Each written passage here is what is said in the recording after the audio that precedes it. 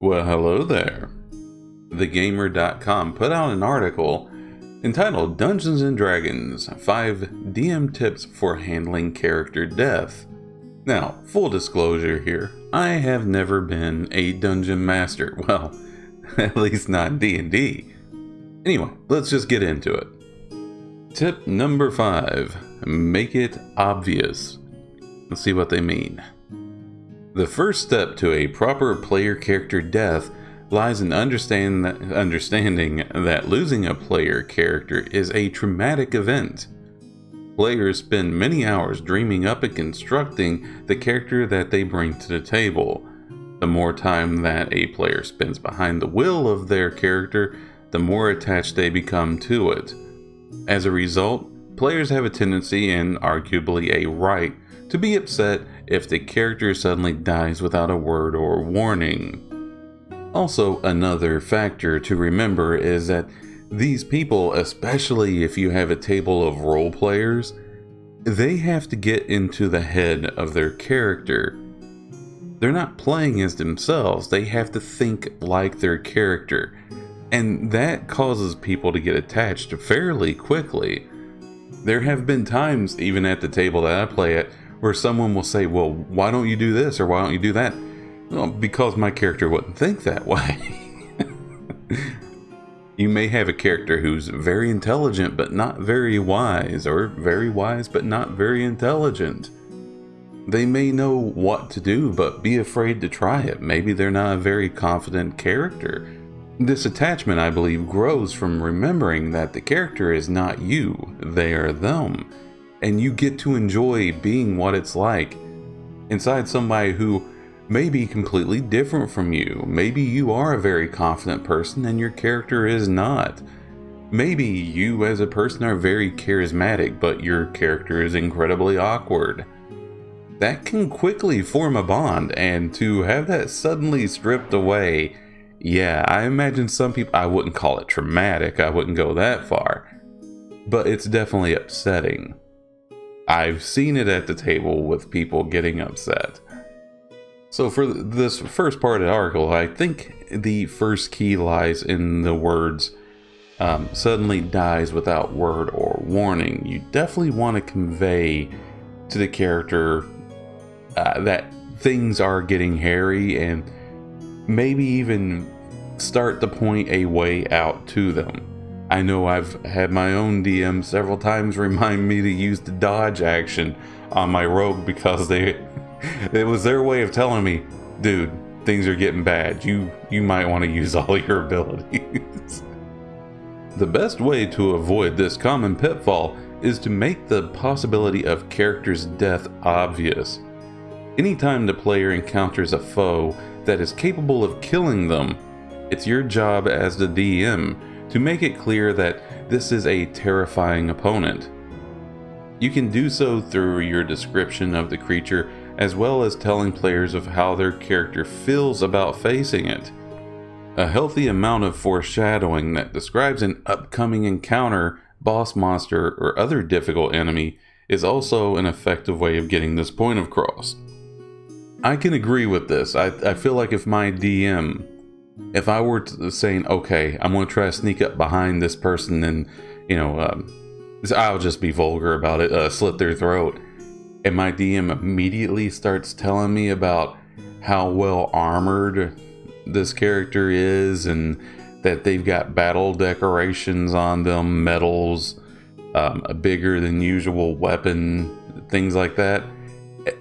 And then, of course, the patented, are you sure you want to do that? That's more than enough to warn somebody that, yeah, you're taking your life into your hands if you do this. Now, of course, as an adventurer, your life is always in danger. That should always be projected. But let's face it, whenever you're playing a game, even like a video game, you kind of get to a point to where you feel comfortable. You have to. You can't be stressed out the whole time or the game's not fun. And so you start to be more comfortable with taking dangerous actions. Maybe pickpocketing somebody here or there, or what have you. Maybe getting a little bit ahead of the party, or trailing a little bit behind to check out a room that they missed. Yeah, you start to get comfortable with things like that. And it would really suck for that situation to, within a minute or two, become a situation where your character is going to die and there's nothing you can do about it. And also, just to add something else to it, I can understand a character death being very, very plausible if you're taking on, like, especially the big bad evil guy of the campaign. But I also feel like the player should have a little bit of warning if they're getting into that situation, such as if they get into a fight with some small fries, and then suddenly this big bad champion just shows up out of nowhere and starts mowing people down with the most powerful spells. It's like, whoa, wait a minute, pal. You know, they didn't know that was coming. They thought they were going to take on a couple of goblins. I feel like if, as a DM, if you're going to pull something like that, have a route for them to escape. You have to kind of remember that you're telling a story here, and there has to be either a way to win or a way to escape. Such as, think of when the Empire Strikes Back, when Luke takes on Darth Vader. That story would not be good if Luke won that fight. Therefore, Luke needed a way to escape. Now, of course, it's handled a little crazy, but that's what this story provides. It gives him a way to escape. Okay, I'm just rambling now. Let's go on to the next one. See here, the article says, number 4, make it reasonable. No great adventuring story ever ended with the adventurer being stabbed in the gut by a goblin with a dagger.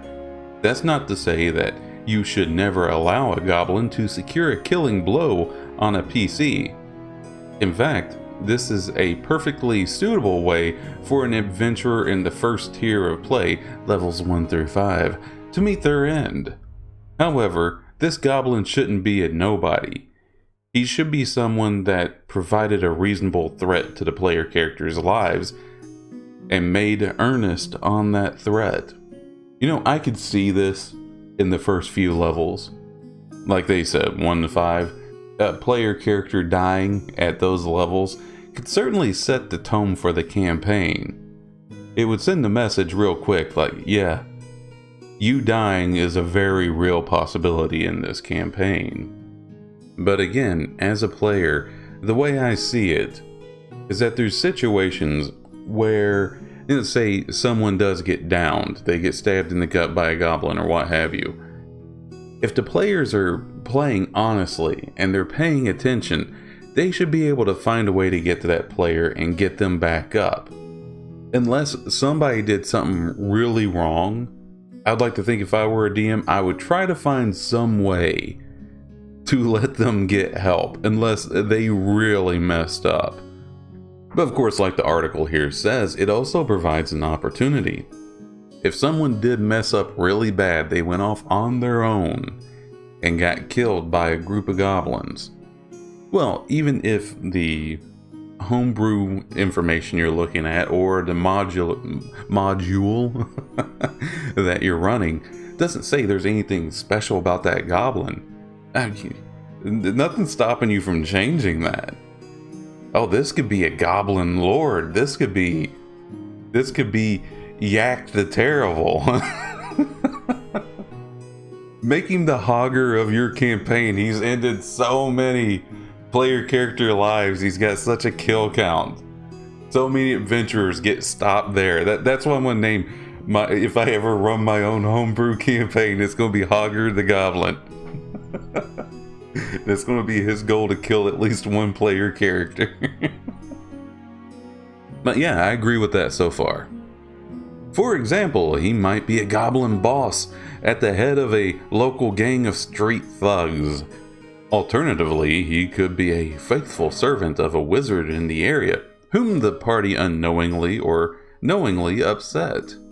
Whatever the case, any creature or action that leads to the death of a player character should be a creature or action that reasonably could have done so. There will be times when an unnamed PC, or NPC rather, finishes off a player character. If the NPC happens to escape or force the rest of the party to surrender, these times are some of the best opportunities for the DM to construct a new villain for the party to face. Instead of actively avoiding these opportunities, try to take advantage of them. Your game will be better for it. Again, I agree with this. If you're going to die to an NPC or an event, it should be something that could reasonably kill an adventurer. Not because you decided to make a potion with your alchemy set and it killed you right away.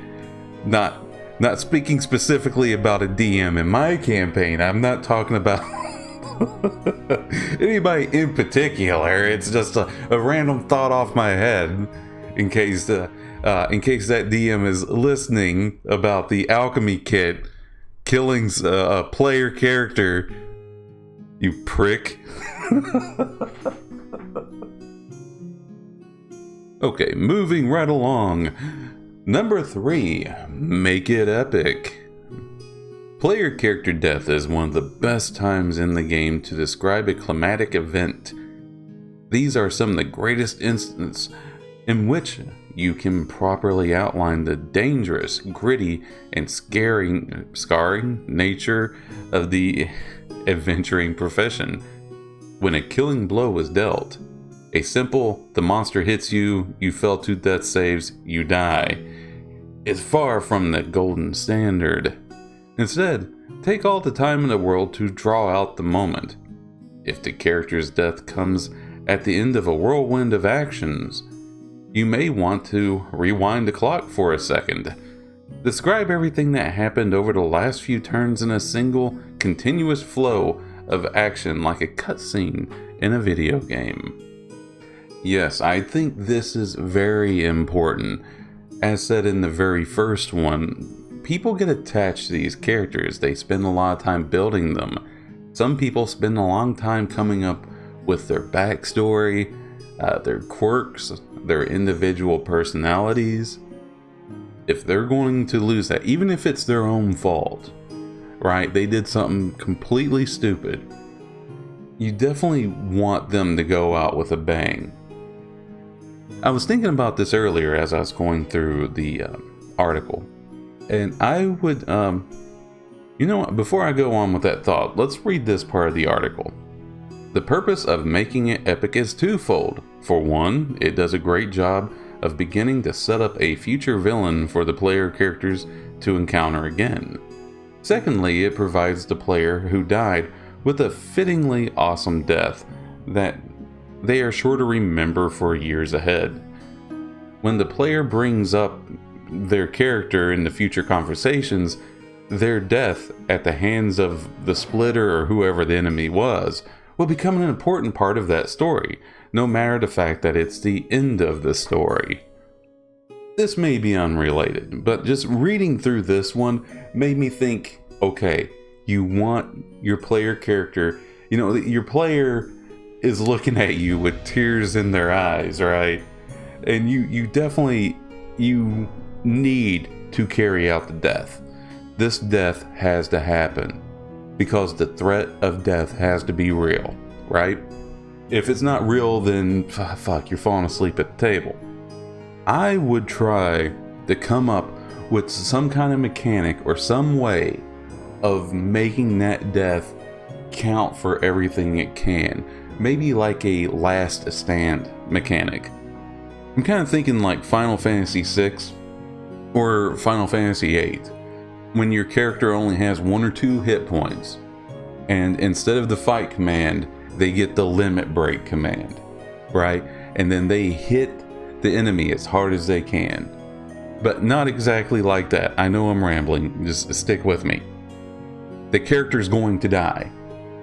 And as the DM, like I said, I've not DM'd, but I want to try it someday. I would say, okay, this is your last stand. You get one final action, and you can make a request for what that action is, and I may grant it or I may not. You know, you can't say, oh, well, I immediately cast resurrection on myself. I'm like, no, you are fucking dead. That's happening. What action? What's your last action? What's the last thing you're going to do? And I'm like, okay. The wizard's dying.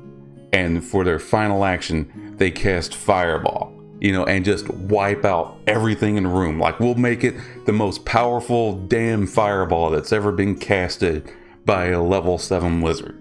And so that way it's something epic to go out on.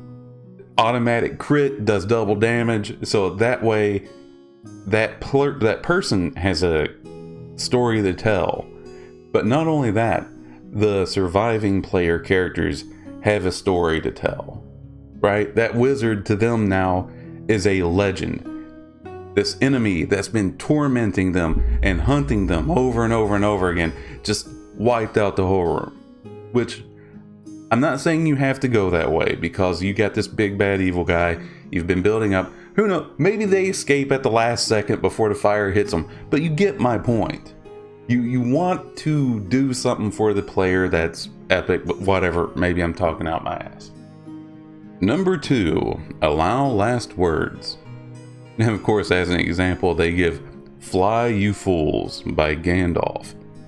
A player character's last words are an important moment for the character to leave a lasting mark on the rest of the party.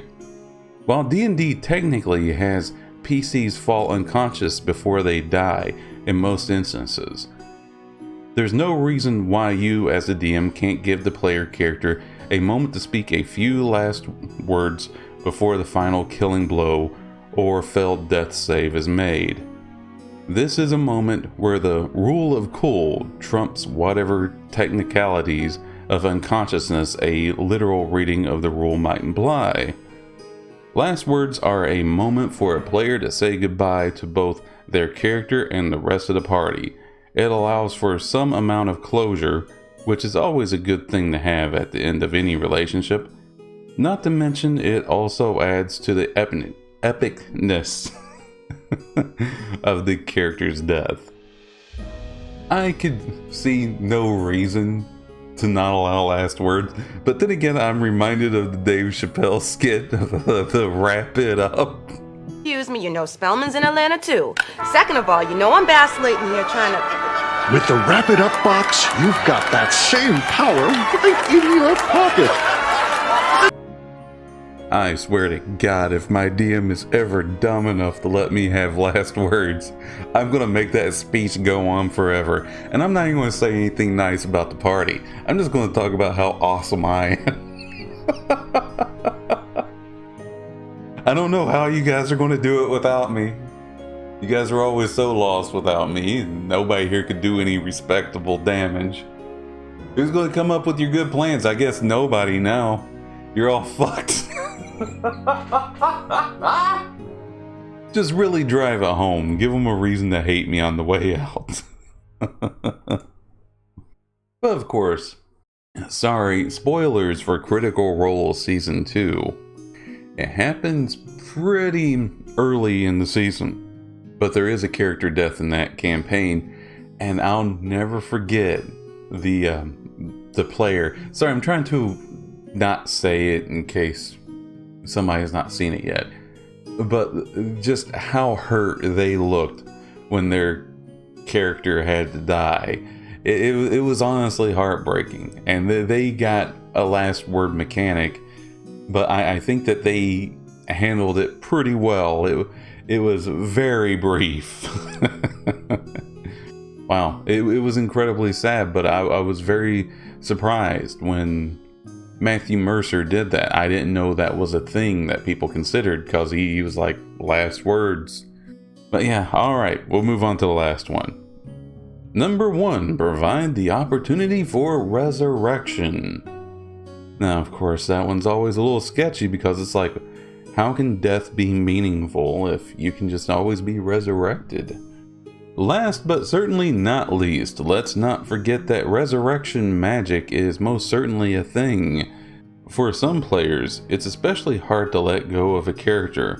For some players, they want nothing more than to continue the story of their dead PC even though they failed in their quest. In these scenarios, don't forget that you can always provide a player character with the opportunity to be resurrected. That being said, resurrection should always be far from free. The party may have to find a priest or of suitable power to perform the resurrection and either pay her church in suitable tithes or perform a task for her in exchange. They might have to travel to the underworld to reclaim the lost soul of their friend. They may have to make a deal with a powerful entity in exchange for returning their ally to life. More commonly, they will need to track down a certain material component so that the party healer can cast the necessary spell to bring them back. Whatever the case, always provide the opportunity for resurrection where it makes sense. Additionally, it's advisable for campaigns in the 3rd and 4th tiers of play, level 11 to 20, to further limit resurrection by some other means the DM finds appropriate. For example, Matt Mercer's Fading Spirit resurrection rules. Otherwise, by these levels, you may find that your players have nothing to fear, including death itself. I think resurrection is something that certainly should have a time limit and something that should have to be paid for dearly. From what I understand, there is some resurrection spell that can be cast on a dead player character, but it has to be done, I think, within a minute. And I think the material components for it are very expensive, like it's diamonds or something like that.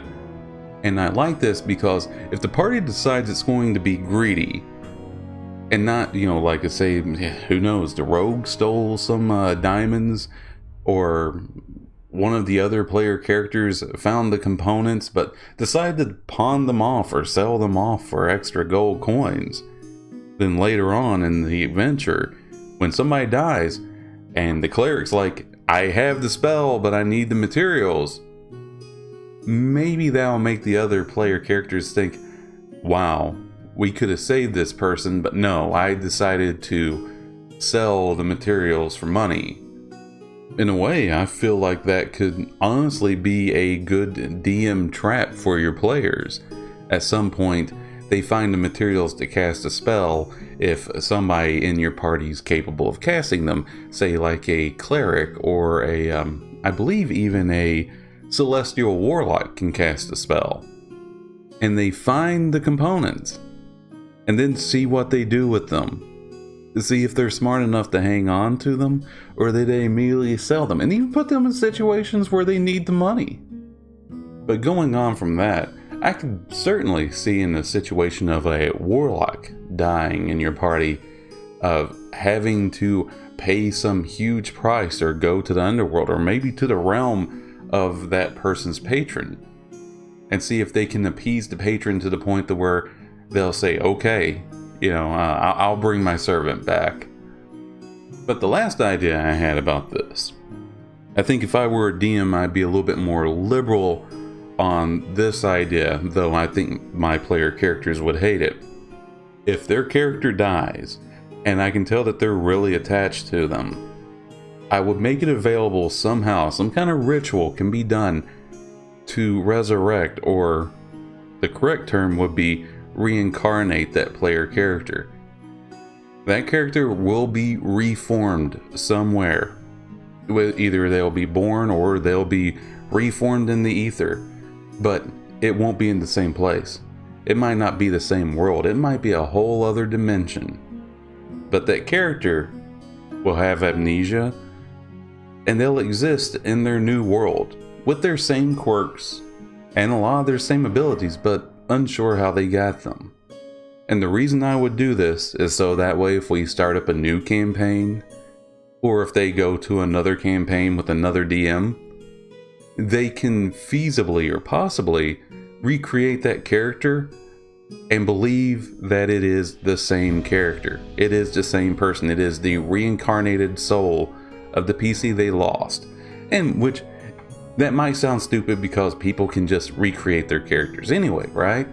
But you would like to think that in the story, in the headcanon of everybody else that was at the table, they know, okay, that character got reincarnated somewhere, but we don't know where. And then whenever they move on to a different table, or if all of us start up another campaign, we finish one, we go on to the next, and that character is suddenly there again, of course, the new player characters don't know who they are, but the players do. And it'll be a nice little reunion in a way. I don't know. I know I would appreciate something like that if I were a player. Well, I mean, I am a player, but if my character died, like 100% destroyed, they're gone, I can't get them back. It'd be nice to know that they exist somewhere else, and I might get to see them again in some way, even if I'm playing a different character. In a way, it gives me the freedom to reclaim that character even though it can't come back to the table. Anyway, I think I've said enough to make my point there. With all that said, I am just a player at the table, and I'm far from an expert at D&D. I just have thoughts on role-playing and what I enjoy. And so, if you're a DM or a player, if you play Dungeons & Dragons, and you've got thoughts on player character death in this way, by all means, leave a comment. If your DM does something really weird with player character deaths that is unique and you think most people don't, by all means, leave it in the comments. I think it'd be interesting to bring it up at my table. Of course, not for my own sake. All my characters are awesome and they can't die, so I'm not too worried about it. Anyway, as always, this is Heretic Prince. Thank you so much for listening and letting me share my thoughts with you.